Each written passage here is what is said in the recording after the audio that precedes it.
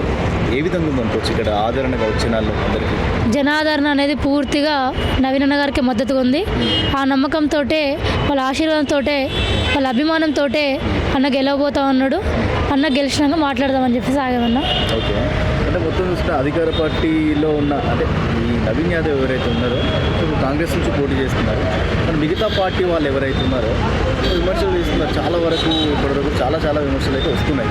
మరి ఏమనుకోవచ్చు అంటే ఒక రౌడీ ఉంది వాళ్ళ అన్నది ఎగ్జాక్ట్లీ అన్న. ఎలా జనాల్లోకి వెళ్ళి జనాల్లో ఏం చేయగలుగుతారు అంటే?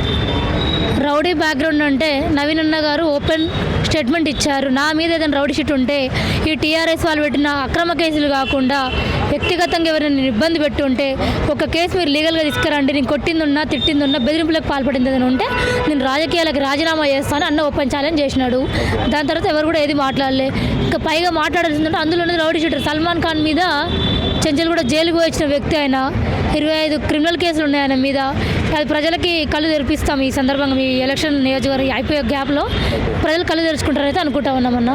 రైట్, బీఆర్ఎస్ నుంచి పోటీ చేస్తున్న ఎవరైతే మాగంటి సునీత ఉందో ఆవిడ ఎట్లంటే సానుభూతితో ఆవిడకు ఓట్లు వస్తాయి అని ఒక అపోహ ఉంది.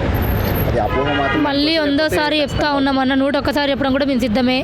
మహిళని, భర్త చనిపోయిన మహిళని ఏడాది కాకముందుకి తీసుకొచ్చి రోడ్డు మీదకి వచ్చి ఆ పిల్లలు చదువుకునే రాజకీయ అవగాహన లేని పిల్లలను తీసుకొని వచ్చి చెవులల్లో ఈ కూతలు చెప్పు ఆ కూతలు చెప్పు అని చెప్పి వాళ్ళ కాలు సరిగ్గా లేకుండా నడిపించి ప్రచారాలు చేపించి వాళ్ళ మీద ఉన్న సానుభూతి అని చెప్పి ఆయన ప్లాన్ ఒకటే అండి. మాగంటి సునీత గారు ఒకవేళ గెలిస్తే ఆవిడ పేరు మీద కబ్జాలు చేసి మహిళ మాట్లాడలేదు అని చెప్పేసి ఆయన చేస్తున్న ఇది కొంత కూటకం నాటకం ఇదంతా. అది మాగంటి సునీత గారు గమనించి అప్పటికైనా డ్రాప్ అయిపోతే మంచిది. ఆయన కుట్రల నుంచి ఆమె బయటికి రావాలి. ఎందుకంటే గతంలో 10 ఏళ్ళు చూసి ఉంటుంది ఒక ఇంటావిడ కాబట్టి వాళ్ళ హస్బెండ్ని దగ్గర నుంచి చూసి ఉంటుంది. ఆమె ఇప్పుడైనా మేలుకొని